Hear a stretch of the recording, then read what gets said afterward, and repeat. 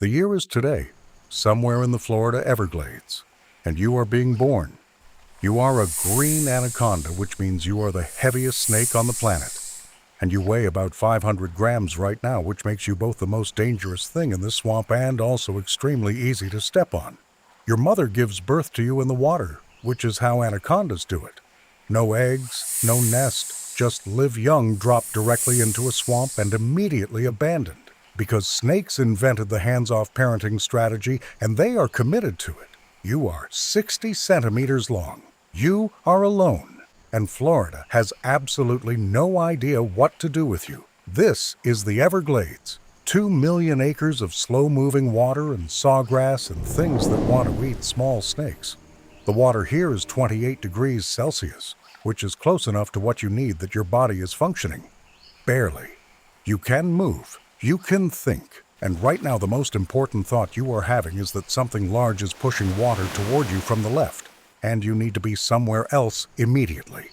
You sink below the surface and wedge yourself into a tangle of cypress roots and go completely still, which is your only survival strategy right now because you were born approximately 40 seconds ago and haven't had time to develop better ones. The thing pushing water toward you is an American alligator, 4 meters long, 200 kilograms, and it is the current owner of this section of swamp. It has been the current owner of this section of swamp for about 30 years, and it has opinions about new arrivals. It swims past your root system close enough that you could touch it, and it does not see you because you are the same color as the mud and the same shape as a stick, which is a coincidence that just saved your life.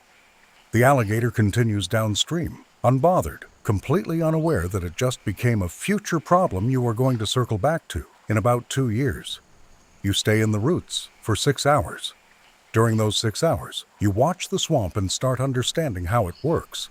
A great blue heron stabs a fish from the bank. A raccoon drinks at the water's edge and then runs when a smaller gator lunges at it from the shallows. A Burmese python, 4 meters long, slides through the sawgrass on the far bank and disappears into the brush. You file that one away. The Everglades already has a giant invasive snake problem, and that snake does not look like it wants company. You are hungry. You have never eaten anything in your life, and your body is running on whatever nutrients you absorbed before birth, which is approximately nothing. There is a small fish in the shallows near your root system, a mosquito fish, maybe 5 centimeters long, which is a pathetic first meal for a snake of your eventual size. But you are not at your eventual size yet. You strike. You miss, because striking is a learned skill, and you have no experience. You try again with a different fish. You miss again.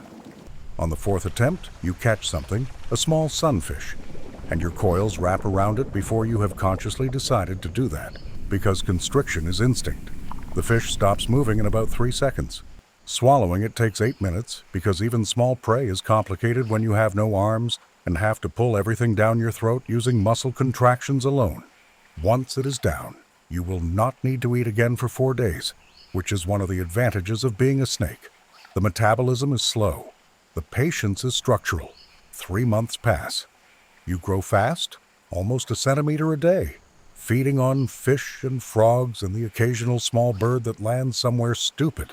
You have learned the waterways around your territory, which root systems hide you best, which channels have the most prey, and which areas belong to gators too large to challenge. You are 1 meter long now and you weigh maybe 2 kilograms, which has moved you from definitely going to die to probably going to survive, which in the Everglades is considered an excellent outcome. Then you meet the feral hogs.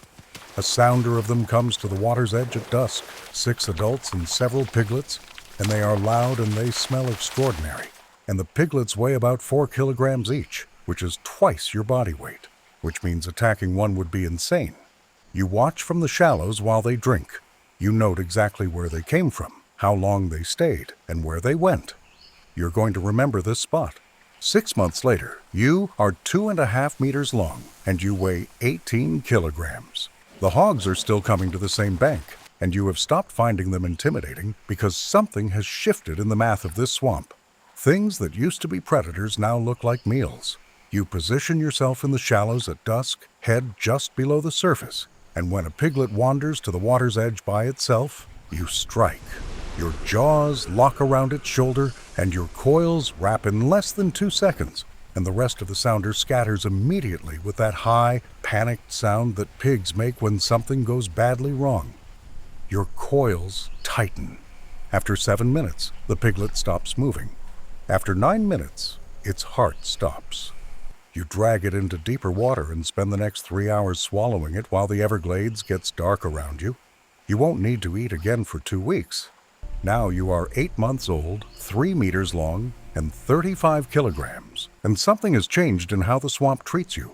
The raccoons that used to ignore you now leave when they sense you approaching.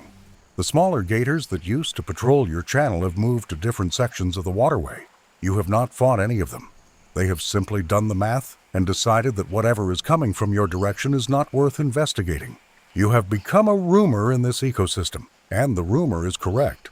But there is still that alligator, the one from the first day.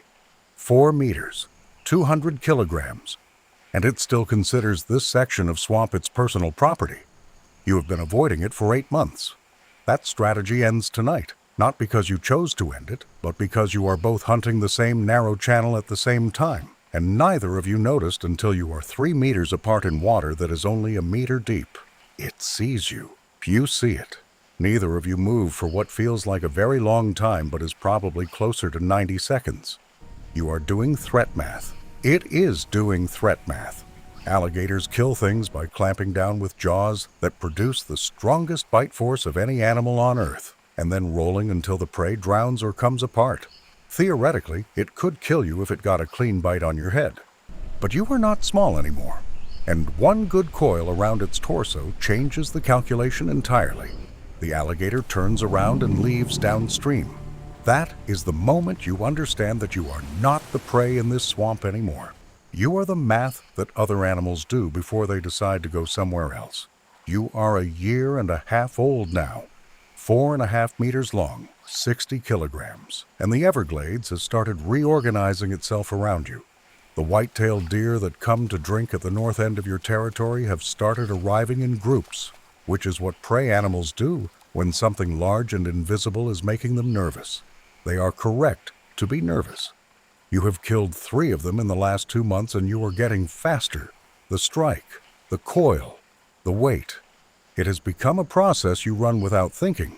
A white-tailed doe is about 40 kilograms, and killing one takes roughly 6 minutes from strike to stillness, which means you can eat for 3 weeks on a single meal. And during those 3 weeks, you barely move, barely surface, barely exist. You're just a shape at the bottom of the slough, digesting, growing, getting harder to stop. Then it rains for 3 weeks straight, which it does in Florida, and the water level rises 2 meters across the Everglades, and your territory expands with it. And when your territory expands, you move into areas that used to belong to other things. There is a Florida panther that hunts the hardwood hammock on the north edge of your range. Fewer than 200 of them exist in the entire state, and this one is 60 kilograms of the most specialized predator in North America. It kills deer by crushing their skulls with a single bite to the back of the head. You have seen it from the water twice and stayed down both times because the calculation was not in your favor when you were smaller. You are not smaller anymore. You are 5 meters long and 90 kilograms, and you are running the numbers on that panther every time you see it. The confrontation comes on a morning when you are draped across a cypress log, absorbing heat, your body temperature having dropped overnight. And the panther comes around the base of the hammock and stops dead when it sees you. It is 4 meters away. Neither of you move. The panther makes a sound that is somewhere between a hiss and a scream. You do not make a sound because you are a snake, and snakes do not negotiate. The panther is fast, and its bite is powerful, and if it gets to your head, this ends badly. But you are longer than it is by 2 meters, and your entire body is a weapon. After what feels like a very long standoff, the panther backs into the hammock and disappears. A 60-kilogram apex predator just decided you were not worth it. The Everglades has never had an animal like you. It does not have a protocol for you. Every species here is making decisions about you based on incomplete information, and the decision they keep arriving at is leave. You are 2 years old, 6 meters long, 130 kilograms. And the section of Everglades that knows you exist has quietly restructured itself. The hog sounders drink somewhere else now. The deer have changed their routes. The gators hunt different channels. Even the Burmese python you spotted in your first week here, the one that was 4 meters long back then, has moved its territory 2 kilometers south, which in invasive species terms is the equivalent of filing paperwork that says, "I would prefer not to be eaten." Florida brought you here by accident. Someone's pet, probably. Or a hurricane that broke the wrong enclosure. But you are here, and the Everglades was not built for something your size with no natural predators, no hunting limits, and the patience to wait 8 hours in a meter of water for the right moment to end something's day. There is a feral hog at the edge of your slough right now, a big one. Full adult, maybe 90 kilograms, which is 40 kilograms less than you weigh, and has not yet looked at the water. You have been motionless for 4 hours.